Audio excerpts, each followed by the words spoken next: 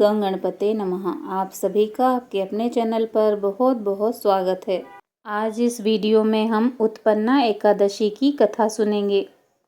भक्तों, हिंदू धर्म में उत्पन्ना एकादशी का विशेष महत्व है। मार्गशीर्ष माह के कृष्ण पक्ष की उत्पन्ना एकादशी से ही एकादशी व्रत की शुरुआत मानी जाती है। भगवान श्री हरि विष्णु जी, जो ब्रह्मांड के पालनहार हैं, अपने भक्तों की सभी मनोकामनाएं पूर्ण करते हैं। धार्मिक मान्यताओं के अनुसार इस दिन जो भक्त सच्चे मन से, श्रद्धा और भावना से व्रत रखता है और व्रत की कथा सुनता या पढ़ता है, उन पर माता एकादशी और भगवान विष्णु जी की सदैव कृपा बनी रहती है। आज की इस वीडियो में संपूर्ण उत्पन्ना एकादशी की व्रत कथा तथा माता तुलसी जी की कथा सुनेंगे। भगवान विष्णु जी को तुलसी जी अत्यंत प्रिय हैं। जो भक्त भगवान श्री हरि विष्णु जी के साथ तुलसी माता जी की पूजा करते हैं और तुलसी के पौधे में दीपदान करते हैं, उन्हें कभी आर्थिक समस्याओं का सामना नहीं करना पड़ता। तो आइए सुनते हैं उत्पन्ना एकादशी की कथा। एक समय श्री सूत जी महाराज ने शौनकादिक ऋषियों और अन्य ऋषियों के आग्रह पर उत्पन्ना एकादशी का महात्म्य सुनाते हुए कहा, हे मुनिवरों, भगवान श्री कृष्ण जी ने विधि पूर्वक इस एकादशी महात्म्य को धर्मराज युधिष्ठिर से कहा था। प्रभु ने कहा कि जिनकी श्रद्धा भगवान श्री कृष्ण में है, वही इस व्रत को प्रेम पूर्वक करते हैं और इस महात्म्य को भी श्रद्धा के साथ सुनते हैं। ऐसे भक्त इस लोक में अनेक सुखों का अनुभव करते हैं और अंत में वैकुंठ धाम को प्राप्त करते हैं। एक बार धर्मराज युधिष्ठिर ने भगवान श्री कृष्ण जी से पूछा, हे जनार्दन, एकादशी व्रत की महिमा क्या है? इस व्रत को करने से कौन सा पुण्य प्राप्त होता है? इसकी विधि क्या है? कृपा करके आप मुझे बताइए। तब भगवान श्री कृष्ण जी ने कहा, हे धर्मराज, सबसे पहले हेमंत ऋतु में माघ माह के कृष्ण पक्ष की एकादशी का व्रत रखना चाहिए। 10वीं तिथि की शाम को दातुन करना चाहिए और रात को भोजन नहीं करना चाहिए। एकादशी को सुबह संकल्प लेकर व्रत के नियमों का पालन करना चाहिए। स्नान से पहले तुलसी की जड़ से थोड़ी सी मिट्टी लेकर शरीर पर लेप करना चाहिए और फिर स्नान करना चाहिए। भगवान श्री हरि विष्णु जी को चंदन का तिलक करके खुद भी मस्तक पर चंदन का तिलक लगाना चाहिए। स्नान के बाद भगवान की पूजा अर्चना करनी चाहिए और रात को दीपदान करना चाहिए। ये सभी नियम भक्ति पूर्वक पालन करने चाहिए। फिर रात में जागरण करते हुए श्री हरि के नाम का जप करना चाहिए और किसी भी प्रकार के भोग विलास, स्त्री प्रसंग या निंदनीय कार्य से दूर रहना चाहिए। फिर भगवान श्री कृष्ण ने आगे कहा, जो पुण्य वेद पाठी ब्राह्मणों को 1000 गोदान करने से प्राप्त होता है, वही पुण्य एकादशी व्रत करने से 10 गुना अधिक मिलता है। 10 श्रेष्ठ ब्राह्मणों को भोजन कराने से जो पुण्य प्राप्त होता है, वह एकादशी व्रत के पुण्य के 10वें हिस्से के बराबर होता है। निर्जल व्रत करने का आधा पुण्य एक बार भोजन करने के बराबर होता है। इसीलिए एकादशी व्रत करने से जीवन में यज्ञ, दान, तप आदि पुण्य प्राप्त होते हैं। फिर धर्मराज जी ने भगवान श्री कृष्ण जी से पूछा, हे प्रभु, आपने इस एकादशी व्रत को अन्य पुण्य कार्यों से अधिक श्रेष्ठ बताया है, कृपया इसे विस्तार से बताइए। तब भगवान श्री कृष्ण जी ने कहा, हे धर्मराज, प्राचीन काल में एक राजा था जो बहुत ही बलवान था। उसने देवताओं पर भी आतंक मचा रखा था। उसका मुर नामक घोर पराक्रमी पुत्र पैदा हुआ। उसकी इंद्रावती नाम की नगरी थी। वह बड़ा ही बलवान और भयानक था। उस प्रचंड दैत्य ने इंद्र, आदित्य आदि सभी देवताओं को पराजित करके उनके राज्यों से उनको भगा दिया। तब इंद्र सहित सभी देवताओं ने भयभीत होकर भगवान शिव जी से सारा वृत्तांत कहा। कैलाशपति ने उन्हें संसार के पालक भगवान श्री हरि विष्णु जी के पास जाने के लिए कहा और बताया कि भगवान श्री हरि विष्णु जी ही तुम्हारे सभी दुखों को दूर कर सकते हैं। ऐसा वचन सुनकर सभी देवता क्षीर सागर में पहुँचे। वहाँ भगवान के सामने हाथ जोड़कर उनको प्रणाम करके बोले कि हे मधुसूदन, कृपा करके हमारी इस भयंकर दैत्य से रक्षा करें। इस दैत्य से भयभीत होकर हम सब आपकी शरण में आए हैं।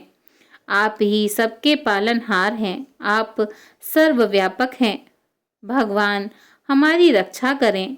इस तरह से देवराज इंद्र के वचन सुनकर भगवान श्री हरि विष्णु जी कहने लगे कि मैं शीघ्र ही उस दैत्य का संहार करूंगा। भगवान ने भी उसकी भयानक गर्जना सुनी। उसे सुनकर भगवान ने उसे युद्ध के लिए ललकारा। उसकी सारी सेनाओं को उन्होंने अपने सर्प के समान बाणों से भेद डाला। बहुत सारे दैत्य मारे गए, केवल मुर ही बचा रह गया। वह अभी भी भगवान के साथ युद्ध करता रहा। भगवान जो भी बाण चलाते थे वह उसके लिए पुष्प सा बन जाता था। कहते हैं कि यह युद्ध लगातार 10,000 वर्षों तक चला। ऐसा मानते हैं कि तब थक कर भगवान श्री हरि विष्णु जी बद्रिकाश्रम चले गए। वहाँ हेमवती नाम की सुंदर गुफा थी। वह गुफा 12 योजन लंबी थी और उसका एक ही द्वार था। भगवान श्री हरि विष्णु जी वहाँ योग निद्रा की गोद में सो गए, मगर मुर भी कुछ समय उपरांत वहाँ आ गया था और भगवान को सोया हुआ जानकर उन पर प्रहार करने को उद्यत हुआ। तभी भगवान के शरीर से उज्जवल कांति रूप वाली देवी प्रकट हुई। देवी ने रक्षाकरी का रूप धारण किया और मुर को युद्ध के लिए ललकारा। भयंकर युद्ध हुआ। देवी ने उसे तत्काल मृत्यु के घाट उतार दिया। तब श्री हरि जी योग निद्रा से उठे तो सब बातों को जानकर बहुत ही प्रसन्न हुए। उन्होंने देवी से कहा कि आपका जन्म एकादशी के दिन हुआ है, अतः आप उत्पन्ना एकादशी के नाम से समस्त विश्व में जानी जाएंगी। आपकी जो पूजा करेगा वही मेरी भी पूजा मानी जाएगी और वो मेरे भी भक्त होंगे और वे संसार में प्रसिद्ध होकर मेरे लोक को प्राप्त करेंगे। तुम्हारा नाम एकादशी होगा क्योंकि तुम एकादशी को उत्पन्न हुई हो। तुम मेरे अंश से उत्पन्न हुई हो, इसीलिए तुम एकादशी के नाम से जानी जाओगी। जो मनुष्य इस दिन व्रत करेंगे उनके सभी पाप नष्ट हो जाएंगे। तुम अब मेरे लिए तीज, अष्टमी, नवमी और 14 से भी अधिक प्रिय हो। तुम्हारे व्रत का फल सभी तीर्थों के फल से भी महान होगा। मैं यह सत्य कहता हूँ, इसमें कोई संदेह नहीं है। अब भगवान श्री कृष्ण जी ने कहा, हे धर्मराज, एकादशी के व्रत का फल सभी व्रतों और तीर्थों के फल से भी बढ़कर है। जो मनुष्य इस व्रत को करते हैं उनके शत्रु नष्ट हो जाते हैं और उन्हें मोक्ष की प्राप्ति होती है। इस व्रत को करने वाले के जीवन के सभी कष्ट दूर हो जाते हैं और वे सुखी और निर्भय होकर मोक्ष को प्राप्त करते हैं। हे कुंती पुत्र, यह मैंने तुम्हें एकादशी के व्रत की उत्पत्ति के विषय में बताया है।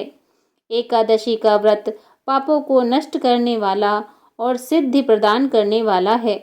श्रेष्ठ मनुष्य को दोनों पक्षों की एकादशी को समान रूप से समझना चाहिए।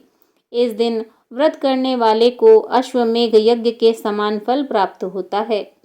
तब श्री सूत जी महाराज ने इस कथा को सुनाकर कुछ क्षणों के लिए मौन रहकर कहा, एकादशी व्रत भगवान श्री हरि विष्णु जी की साक्षात शक्ति है जो असुरों का वध करती है। उसी शक्ति के आगे मनुष्य के पाप रूपी असुर टिक नहीं सकते।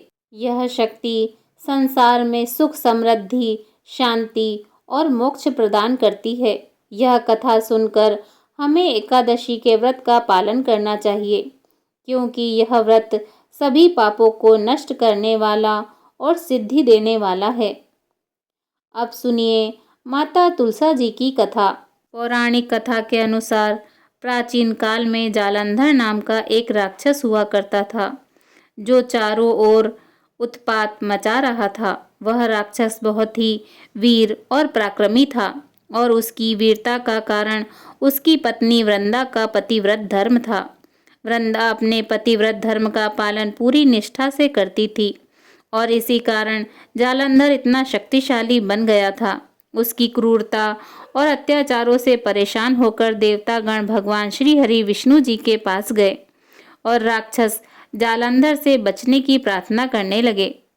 तब देवताओं की प्रार्थना सुनकर भगवान श्री हरि विष्णु जी ने वृंदा का पतिव्रत धर्म भंग करने का निर्णय लिया। फिर भगवान ने जालंधर का रूप धारण किया और वृंदा के महल में पहुंचे। जैसे ही वृंदा ने अपने पति को देखा, वह तुरंत पूजा से उठी और भगवान श्री हरि विष्णु जी के चरणों में नमन कर लिया। इस समय उसका पति जालंधर युद्ध के मैदान में युद्ध कर रहा था। तभी युद्ध के मैदान से उसके पति का कटा हुआ सिर उसके आंगन में गिर पड़ा। यह देखकर वृंदा को गहरा क्रोध आया और उसने सोचा, अगर मेरे पति यहाँ हैं तो यह कौन खड़े हैं। उसी क्षण भगवान श्री हरि विष्णु जी उसके सामने प्रकट हुए। तब यह दृश्य देखकर क्रोधित होकर वृंदा ने भगवान श्री हरि विष्णु जी को श्राप दे दिया कि वह पत्थर के बन जाएं, जिससे भगवान श्री हरि विष्णु तत्काल पत्थर के रूप में बदल गए। यह देखकर माता लक्ष्मी ने वृंदा से भगवान विष्णु को श्राप से मुक्त करने की प्रार्थना की। तब माता लक्ष्मी जी के अनुरोध पर वृंदा ने भगवान विष्णु जी के श्राप को समाप्त कर दिया और अपने पति का कटा हुआ सिर लेकर सती हो गई। जहाँ पर वृंदा सती हुई, वहाँ उस राख से एक पौधा उगाया, जिसे भगवान श्री हरि विष्णु जी ने तुलसी नाम दिया। उन्होंने कहा कि शालिग्राम रूप में उनका एक रूप इस पत्थर में रहेगा और तुलसी के साथ ही उसकी पूजा की जाएगी। बोलिए भगवान श्री हरि विष्णु जी की जय। ओम नमो भगवते वासुदेवाय नमः।